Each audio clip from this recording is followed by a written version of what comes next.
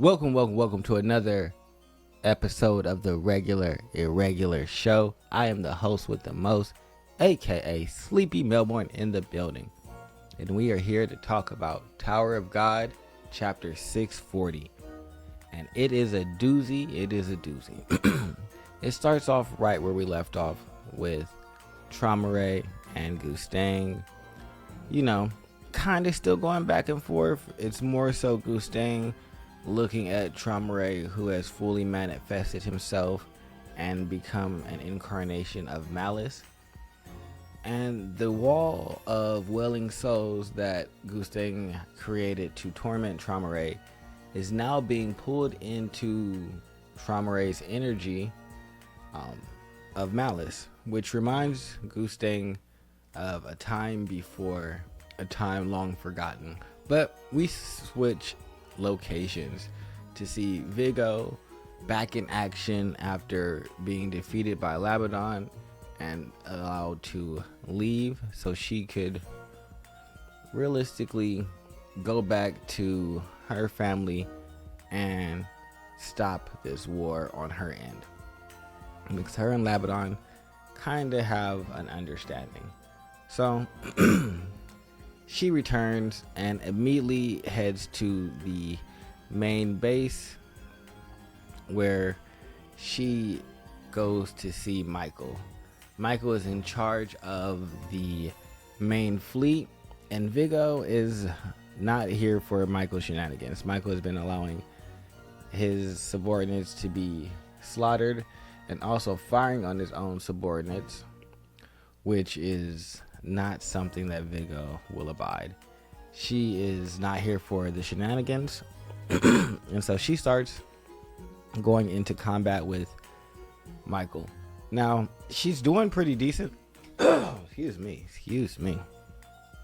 Now, she's doing pretty decent, and given it what she's gotten, she's not a slouch. We all know that. She's no slouch. However, Michael wasn't put in charge of the army for no reason.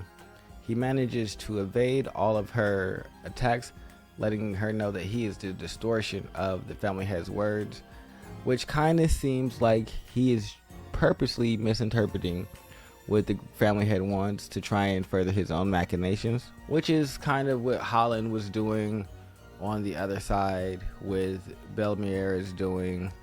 It just seems like there's a lot of this generation, or not even this generation, but a lot of like branch heads that are like conspiring against the main family head in hopes to further their own agendas.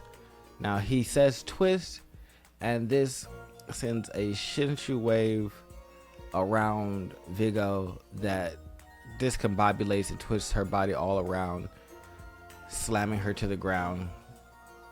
Confused, he says, "Isn't the entire world crooked, Vigo?"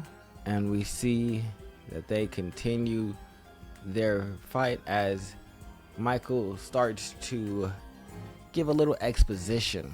Hey, Vigo, you know that those maggots that have crawled out of the trash can, the red trash can, where the family heads have discarded all of their filth and ugliness. Shift scenes. The Blossom family head killed them all. Her uncontrolled power. And this takes us to Gustang being lectured by some regulars inside the tower about Blossom, his wife, basically having her powers go out of control and destroying one of the most brilliant civilizations in the tower, erasing and eradicating it from existence, leaving no survivors. He is supposed to be the arbiter of punishment and correctness, given this task by V, who is no longer around. He is feeling the weight of these demands from regulars who realistically he could squash with a snap of his fingers and continue on with his day like nothing had ever happened. It would take no effort or exertion on his part to end their existence. Yet, he is here at trying to acquiesce to their whims. However, his inner turmoil is stopping him.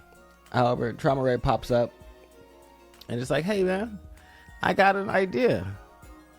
You doing all this worrying and listening to these creatures who think they can control us for what? Let's just bring everybody back to life.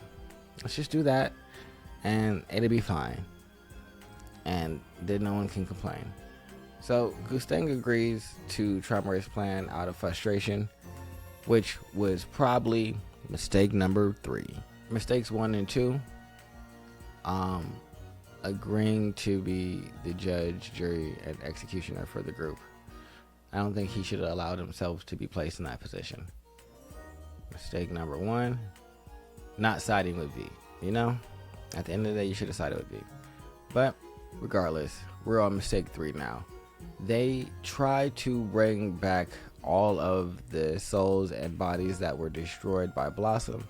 However, this is unsuccessful. All that happens is the conjuring of wailing figures filled with anger and despair. And all that Trauma Ray had to say about this is, what a pity, before promptly vanishing, leaving Gustang to his own thoughts and machinations, where he was frustrated and continued to write, unable to write out the path that he should take. He ends up going to see the man that he never wanted to see again, Zahad. And they bring up Zahad's plan to discard useless things in the tower, and a plan called the Red Trash Can Plan. Gustang says he wants to be a part of it. However, he wants to discard history as well. To what Zahad sees is a great opportunity. He agrees, and Trauma Ray, Zahad, and Gustang make ready their plans and move forward with executing Operation Red Trash Can. They clean up the tower, as well as their memories and misdeeds and actions that don't paint them into the best lights, before creating a second ancient era built on the era of the 10 great family heads and not on the legacy of the 10 great adventurers, or the 13 great adventurers really, that climbed the tower together. A new era has been realized, but this was only temporarily, because Gustang would suffer a tragedy.